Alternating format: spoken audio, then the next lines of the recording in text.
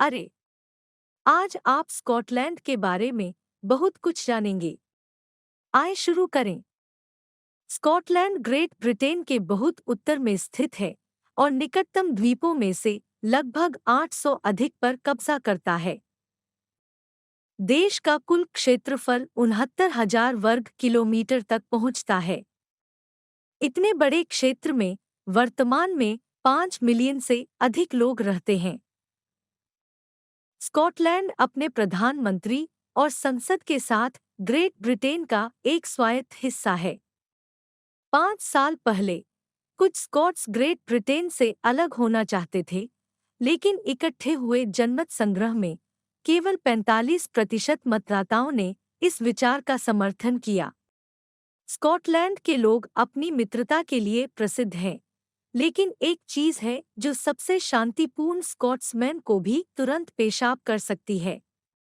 इस तथ्य के बावजूद कि जनमत संग्रह में अधिकांश मतदाताओं ने यूके का हिस्सा बने रहना चुना, अगर उन्हें ब्रिटिश कहा जाता है तो स्कॉट्स बहुत नाराज होते हैं।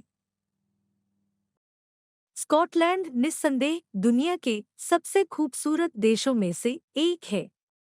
देश में वनस्पति, जानवर और लोग हल्की, ठंडी, आर्द्र जलवायु का आनंद लेते हैं। यूके के इस हिस्से में राहत उत्तरी तराई के मैदान से दक्षिणी निचले हाईलैंड्स तक बढ़ जाती है। देश में छोटे जंगलों और झीलों, निचली पहाड़ियों और चट्टानों की विशेषता है। स्कॉटलैंड की बात करें तो इसकी झीलों के बारे में कहना जरूरी है। देश उनकी बड़ी संख्या या पानी की गहराई का दावा नहीं कर सकता, लेकिन प्रत्येक झील अपनी सुंदरता से दिल जीतने में सक्षम है।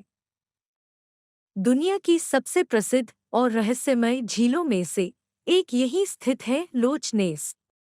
आजकल बहुत से लोग एक रहस्यमय पानी के नीचे के राक्षस के अस्तित्व में विश्वास नहीं करते हैं, लेकिन झील अभी भी आगंतुकों को आकर्षित करती है और कम से कम अच्छी मछली पकड़ने से उन्हें प्रसन्न करती है। देश का क्षेत्र लगभग 10,000 वर्षों से लोगों द्वारा बसा हुआ है। ऐसा माना जाता है कि स्कारा ब्रे की पहली बस्ती ईसा पूर्व चौथी सहस्राब्दी में दिखाई दी थी। स्थानीय जनजातियों ने कठोर प्रकृति और कठिन इलाके का कुशलता से लाभ उठाते हुए रोमनों से लड़ाई लड़ी। स्कॉटलैंड रोमन कब्जे से बचने में सक्षम था, लेकिन अंग्रेज जमीन की रक्षा करने में असफल रहे। एक राज्य के रूप में स्कॉटलैंड का गठन 843 में हुआ था। बिखरी हुई जनजातियां पहले राजा केनेथ मैकल्पिन को एकजुट करने में सक्षम थीं। देश को इसका नाम संयुक्त जनजातियों में से एक स्कॉट से मिला और केवल 200 साल बाद इंग्लैंड की स्थापना करने वाले नॉर्मन्स ने द्वीप की भूमि में प्रवेश किया। 18वीं शताब्दी में स्कॉटलैंड को यूरोप का सबसे शक्तिशाली औद्योगिक क्षेत्र माना जाता था। यहीं से औद्योगिक क्रांति की शुरुआत हुई थी। Steam engine, penicillin, mechanical television, telephone, ये सभी आविष्कार दुनिया को स्कॉट्स द्वारा दिए गए थे। कई लोग आर्थर कोनन डॉयल के लेखन को स्कॉटिश विरासत भी मानते हैं, लेकिन यह कथन गलत है।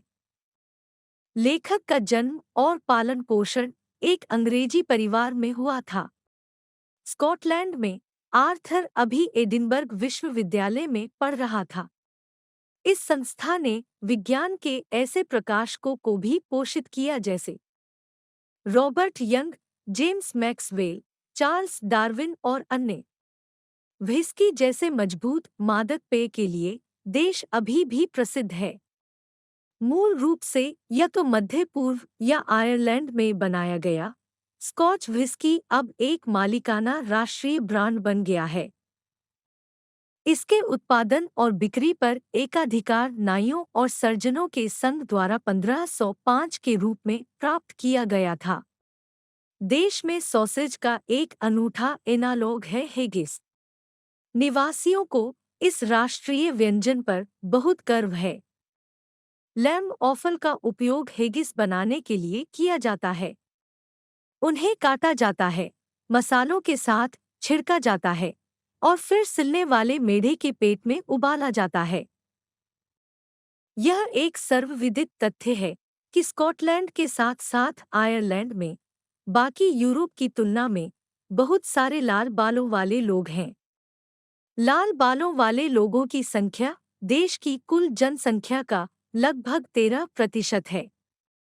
विज्ञान इस घटना की व्याख्या इस तथ्य से करता है कि लाल बाल और सफ़ेद त्वचा शरीर को विटामिन डी का बेहतर उत्पादन करने में मदद करती है। अगर जानकारी आपके लिए उपयोगी थी, तो चैनल को लाइक और सब्सक्राइब करना न भूलें। जल्द ही फिर मिलेंगे।